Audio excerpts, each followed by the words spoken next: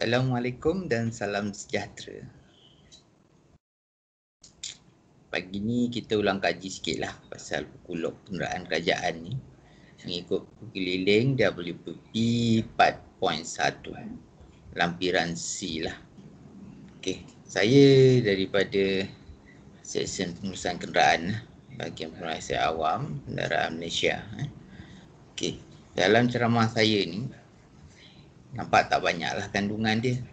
Tapi kalau duk cerita panjang-panjang memang tak habis lah. So kita cerita ringkas-ringkas je lah. Kandungan yang ada dalam ni tuan-tuan pun boleh baca lah. Nampak tak? Situ kita jelas kot. Okey, sign adjektif, apa tu buku log, apa perlu pada buku log, apa yang ditulis dalam buku log tu, bagaimana nak menguruskan dia, apa yang biasa berlaku kesilapan ni. Hari-hari dah isi tapi mesti silap lagi. Isu-isu berkaitan dengan buku log kenderaan kerajaan dan perbezaan kiraan daripada buku lama dengan buku baru.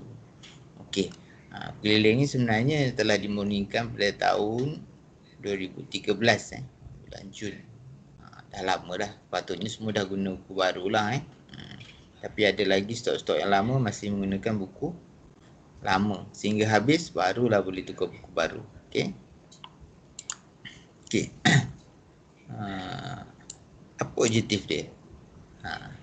Okey, selain kita nak bagi kefahaman, kita nak bagi pengetahuan, kita nak dedahkan pada mereka-mereka ni supaya lebih tahu macam mana dan bertanggungjawab menguruskan kenderaan kerajaan.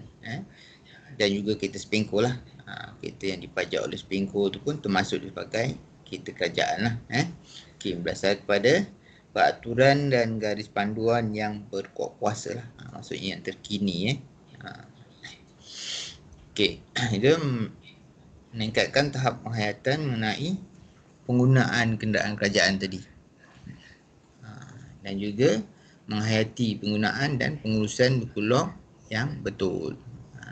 Kalau ada hari isi pergi balik tiap-tiap hari isi tapi masih tak betul lagi. Sebab apa? Faham. Okey, apa tu buku log? Semua orang tahu bila cerita buku log, oh ni buku log yang warna biru tu lah yang selalu pemandu kerajaan isi tu kan. Jadi nak tahu apa fungsi dia buku log tu? Buku log ni adalah sebuah buku yang mencatat semua perjalanan. Tak kira lah. Yang pentingnya rasmi lah. Kalau tak rasmi jangan catat. Dan penggunaan minyak, setiap kali isi minyak catat dalam buku log. Setiap sekali senggara berjadual yang tiap-tiap 1,000 ke 5,000 ke 10,000 tu isi dalam buku log. Dan juga saman-saman yang pemandu dapat tu untuk mengawal sesebuah kenderaan tu. Selain dari tu buku log ni pun dokumen rasmi lah. Dia perlu dijaga dengan baik lah. Apa-apa hal dia akan rujuk pada buku log tersebut lah. Setiap pemandu mestilah tahu bagaimana nak mengisi buku log ni. Okey, apa perlu pada buku log ni? Selain kita nak memastikan accountability terhadap pengurusan sebuah kenderaan tu, kita juga tahu bila masa yang perlu diganti.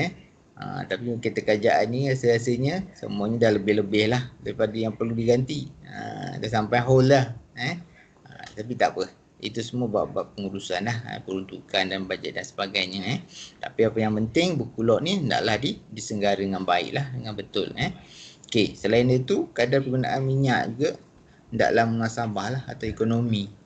Kalau dah tak ekonomi dah laram sangat dah minyak tu, eloklah dilupuskan je.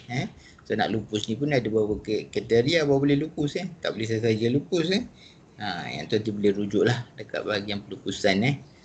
Selain daripada mileage dia dah tinggi, lepas tu kerosakan dia kerap berlaku lebih 3 kali 4 kali, dan juga tahun dia dah terlalu lama, 12 tahun ke 20 tahun ke. Kita gama ni kadang sampai 30 tahun pun ada, tapi tak tahulah kan.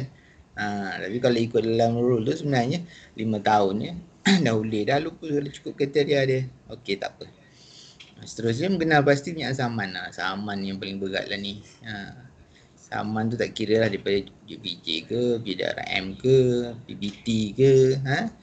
Semua saman-saman tu hendaklah rekod dalam buku log dan update supaya dapat diselesaikan secepat mungkin lah. Yang utama sekali untuk pemandu lah ni, membuat tuntutan kerja lebih masa. Kalau ada ni senyum lah, tak ada ni sedih je kan. Okay.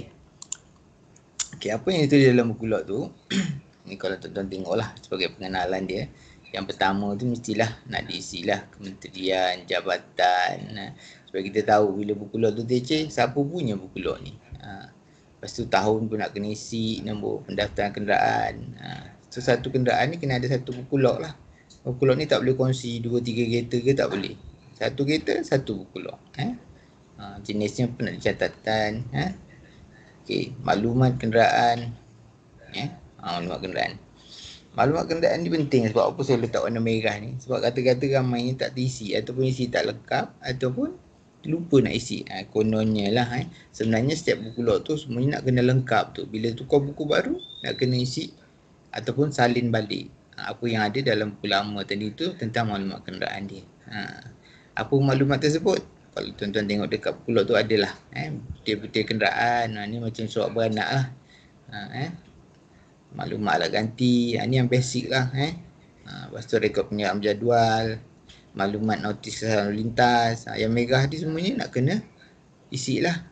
Okey, butir-butir menggunakan kenderaan ni ialah perjalanan harian lah yang hari-hari pemandu ditugaskan untuk melaksanakan tugas tu diisi dalam butiran-butiran penggunaan kenderaan. So bawah sekali tu adalah kadar gunaan bahan api bulanan. Yang bawah sekali ni untuk buat kiraan lah atau kecarikinan sebulan sekali. Okey. Okey, ini pengenalan dia. Rasa semua dah kenal lah, lebih dari 7 tahun kan kita dah ubah buku slog ni. Dalam lampiran ni kau boleh isikan apa yang dia minta tu, isi supaya kita tahu mana jabatan, kementerian, unit, bahagian dan sebagainya, tahun bila.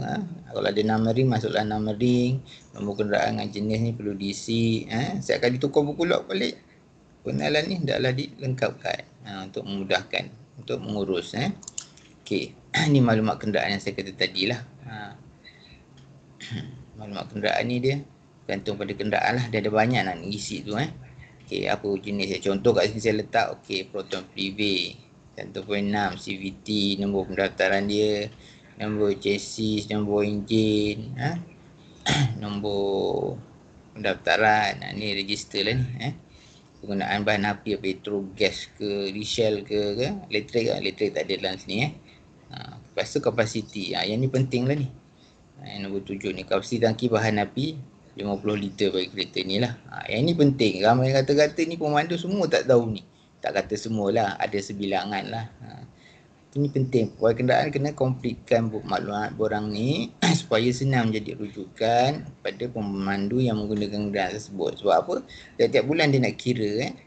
Okey.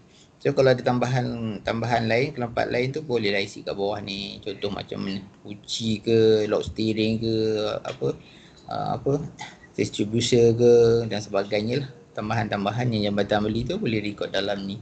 So yang lain ni, spek-spek ni kalau tak dapat nak isi tak susah. Boleh rujuk pada pengeluar ataupun mana jabatan teknikal seperti JKR ke apa ke untuk penuhkan spek-spek ni. Sebab apa tujuan dia?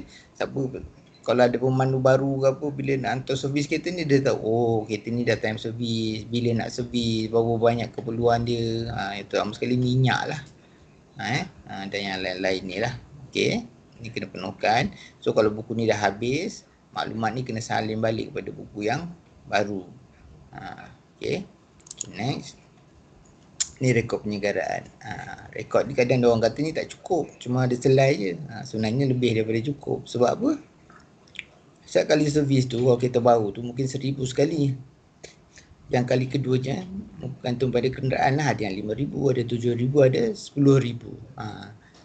So kalau next yang kedua, letak kat bawah dia pula. Bila hantar servis, tu catatan situ, minta pokok kenderaan sign dan sahkan tarikh. Lepas tu next servis bila? Kalau contohnya kereta tu macam Privé, 10,000 sekali, maksudnya next setiap kali 10,000 sekali. Hantar servis, catatkan dalam ruangan ni. So tak banyak lah. Kalau penuh buku ni maksudnya dia dah beratus ribu lah. Kalau saya kat sini ada 12, maksudnya dah 120,000 lah dia berjalan kan. Cara logiknya lah. Okay, next. Ini maklumat saman, saya bagi contoh lah ni. Kat sini saya bagi contoh 3 je. 1, JPJ. Dapat je, catat. PDRM, tu Majlis Pemandaran Melaka. Majlis pun banyak juga kan, sama-sama tu kena catat supaya pegawai kenderaan tahu bila status, bagaimana status dia, dah selesai ke, belum ke, nak potong gaji ke, nak minta duit collection ke, ataupun jabatan nak bayar ke, tu terpulang lah. Macam-macam cara dan kaedah ada dalam filing tu, boleh rujuk situlah. WP 4.1. Alright. Apa yang ditulis dalam ruangan bukti-bukti penggunaan kenderaan. Jadi maksudnya borang yang tuan-tuan isi lah kalau ada tugasan dan diarahkan kan. Pertama bila tuan-tuan tengok kat borang tu, kat situ ada tahun, ada bulan, ada jenis kenderaan, ini semua setiap halayan ni. Halayan ni tuan-tuan kena isi lah. Waktu yang saya tanda hitam dan ada line tu ialah kekerapan yang berlakunya tidak diisi. Ataupun terlupa ataupun tak tahu. Pertama sekali tujuan lah. Kadang pemandu ni bagi arahan terus buat kerja, dia lupa nak tulis tujuan dia. Dari pejabat terus dia pergi tempat mana dia nak pergi kan. Apa tujuannya? Tu kena masukkan tu. Mesyuarat ke, tengok site ke, tengok projek ke, hantar dokumen ke, hantar surat ke, dan pelbagai lah. Yang tu kena catatkan dulu. Yang kedua barulah dia punya destinasi lah. Okey. Ikut nama dan tanda tangan pegawai yang berkuasa. Siapa ni? Mungkin ni ialah pegawai yang dilantik oleh ketua jabatan lah. Biasanya pegawai kenderaan lah. Kalau tak pegawai kenderaan pun, ya ketua jabatan lah. Okey. Yang ni kena isi. Nama dan tanda tangan dia ada dua sekali situ. Bukan setakat nama, bukan nama tanda tangan saja. Dua-dua kena ada. Dan juga nama dan tanda tangan pengguna. Ni pun dua-dua kena ada lah. Okey. Bacaan odometer last sekali lah jarak perjalanan. Ni trip lah ni. Trip ni ikut bacaan dah meter ya. Bila tuan-tuan dah jalan, habis dah sampai kat pejabat, tulis dia punya trip meter. Okey. Lepas tu next, receipt. Setiap kali isi bahan api, tu catat receipt dia dalam pulok. Itu nombor invoice, berapa banyak beli liter dan berapa ringgit. Lepas tu selesailah. Setiap kali isi, ingat terus tulis supaya anda tidak terlupa. Sibuk mana pun isi dalam 1 minit 2 minit tu boleh isi dalam pulok. Okey. Last sekali arahan khas pengguna kenderaan. Arahan khas ni pelbagai lah. Kalau ada isu-isu berkaitan benda penting kan, tak ada kerjasama oleh pengguna atau pemandu atau sebagainya, boleh catatkan kat situ. Yang penting disahkan oleh pegawai kenderaan. Okey, next. Ini satu contoh lah. Contoh yang paling simple lah. Saya tulis ada 3 dalam pulok, iaitu bukti-bukti penggunaan kenderaan. Saya usulkan yang warna hijau tu lah. Lebih kurang macam tu. Maksud maklumat ni setiap halayan, bila tukar halayan kena lengkapkan atasnya dulu. Atas ni kena lengkap penuh. Lepas tu baru catatkan sini. Jangan lupa dia punya odometer daripada halayan berikutnya kena bawa ke halayan-halayan seterusnya. Okey. Yang ni maksudnya yang dicadangkan lah. Maksudnya semuanya diisi. Ikut kesesuaian lah. Kalau kat bawah ni contohnya tak lengkap. Sebab apa tak lengkap? Tengok tuan-tuan pun dah boleh faham dah kalau tengok sini. Tarikhnya, tahunnya tak ada kan. Pagi ke petangnya tak ada kan. Nama pun Mamat je. Nama kalau Mamat 2, 3, 4 orang ni susah nak cari ni siapa pemandunya kan.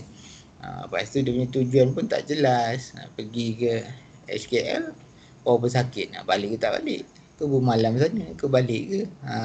Kalau ikut yang atas tu maksudnya ada circle dia boleh daripada pejabat SKL yang balik. Selesai satu perjalanan. Dan juga ni nama dan tanda tangan.